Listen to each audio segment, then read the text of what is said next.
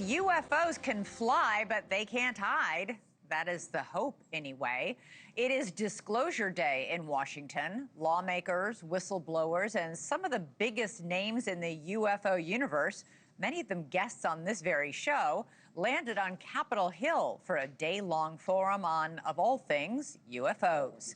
This wasn't a congressional hearing. It was a public event staged by UFO advocates for UFO advocates, and open to all who are curious about the unknown and want further government transparency about what is in our skies. Moments ago, I spoke with the man who spearheaded this groundbreaking forum through his foundation. Christopher Mellon is a former high-ranking Pentagon intelligence official. He's also the man who helped Congress track down the UFO videos that you've been seeing in those file dumps. We'll bring you our conversation in just a moment.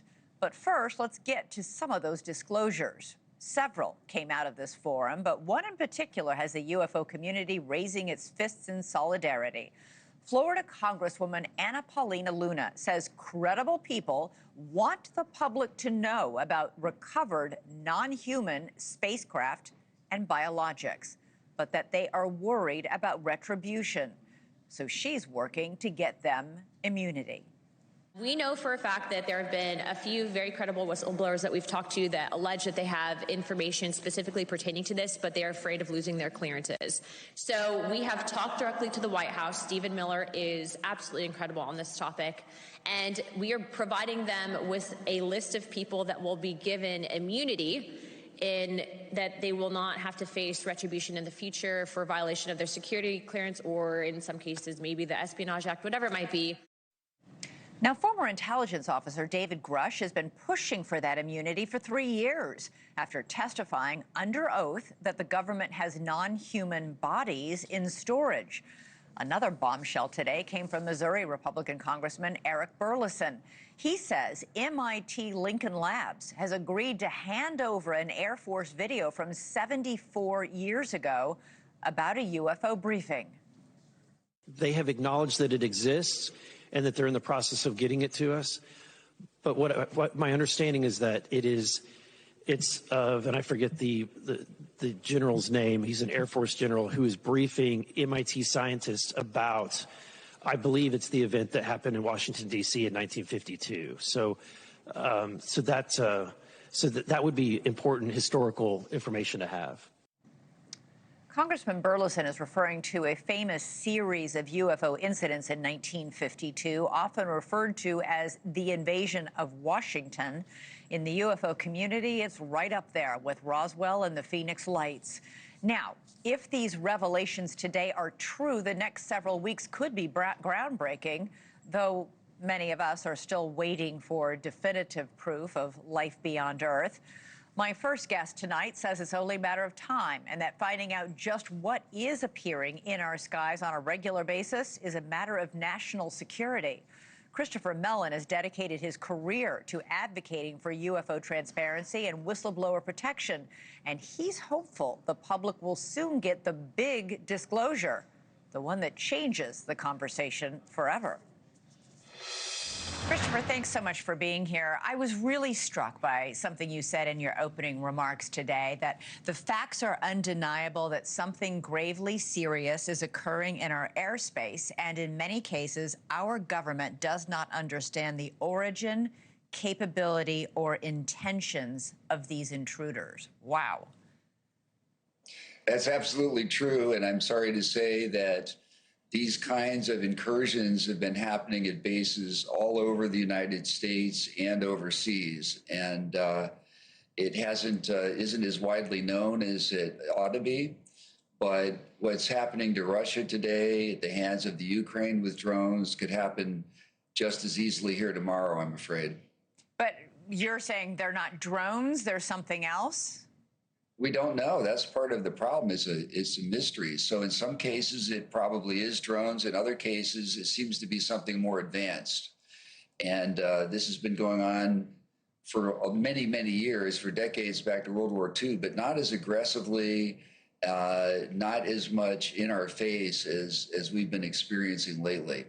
You say our government is, for the most part, I think you quoted Senator Roger Wicker, that the Pentagon is mystified as to what these things are, but at least a handful of people inside the government must know something about what's going on, because today Congressman Luna announced she's working with the White House to provide immunity for UFO whistleblowers, people who claim to know about alien spacecraft and even alien remains that our government has.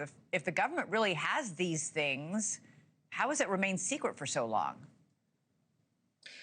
Well, we're talking about a couple of possibly different things. So one of the difficulties is when we see these lighted objects moving over an airfield, are they Chinese drones or are they something much more exotic? And in many cases, it's hard to tell.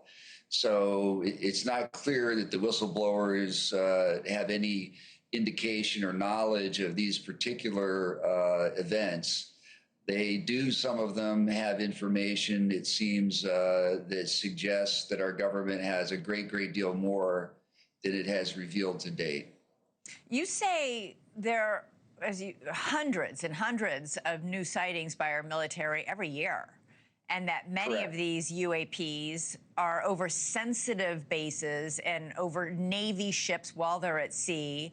You say UAPs violated airspace over Langley Air Force Base every night for 2 weeks, and that the Air Force eventually moved an entire squadron of F-22s out because it was, quote, mystified about what those objects were or what they were doing.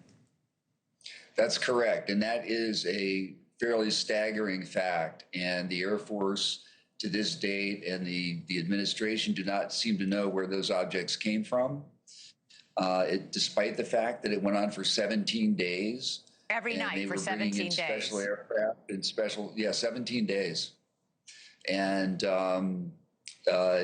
these kinds of intrusions are actually disrupting military operations. So if the Air Combat Command at Langley can't control its own airspace, then you wonder how effectively could they protect Washington and other cities. It's really hard to believe that we weren't able to track these things down, but that is in fact the case. And it's not just Langley. It also happened over Barksdale Air Force Base in Louisiana and over sensitive test ranges.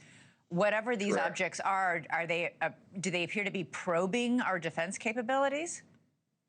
In some cases, they do. In some cases, they seem very deliberately to be trying to provoke us. That's happened with some of our Navy ships at sea, for example, where occasionally they've gone right up to the bridge of the ship and shown a light in, like just in case you didn't know that we were flying around your ship. Here we are right in your face, and you can't do anything about it.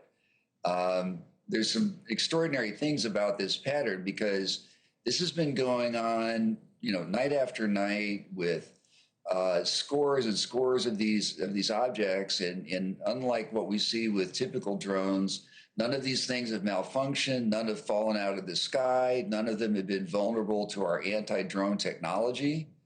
So it's a very capable system, whatever it is and whoever is flying it. And they've demonstrated the ability at will to operate directly over our most sensitive facilities. Given what they can do, given the fact that not a single one has crashed or malfunctioned in any way, given the way they're moving, you have said and others have said they are moving in ways that no human-made machine can move, that would imply that they're not of this world. Well, that is true in some cases. In the case of Langley, they generally were not flying in wildly erratic patterns. They were mostly moving straight across the airfield, and then they would veer away and disappear and head back out to sea, it seemed. So those cases could have been drones.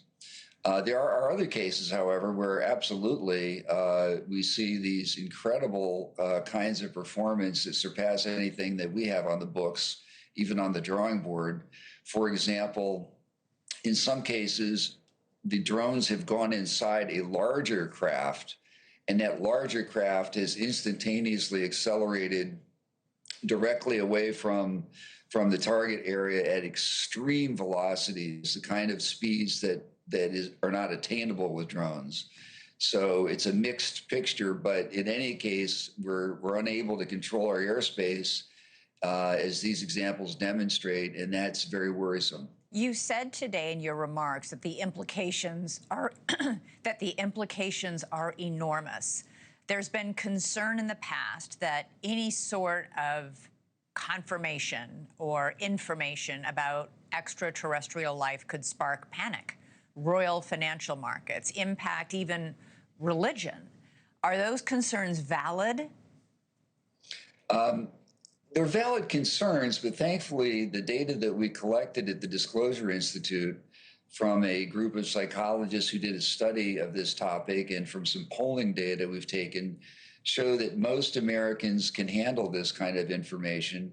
It seems like a subset that might need some assistance and some counseling. Most Americans, 90%, already seem to believe that want more disclosure, want to know more, and a majority seem to believe the government is holding back information, and they seem to be able to handle it. So the good news is it doesn't look like we'd have a sort of meltdown, assuming that things continue more or less as they are, and it's not like in an invasion scenario or something radical like that. But if it's a matter of just becoming aware that we're not alone in the universe, that fact by itself doesn't seem to be a prelude necessarily to any kind of mass disruption. Christopher Mellon, fascinating to talk to you. Thank you so much. Really appreciate it. Absolutely my pleasure. Thank you so much. Thank you for watching. Subscribe below and download our NewsNation app right now on your phone, and you will get fact-based, unbiased news for all Americans.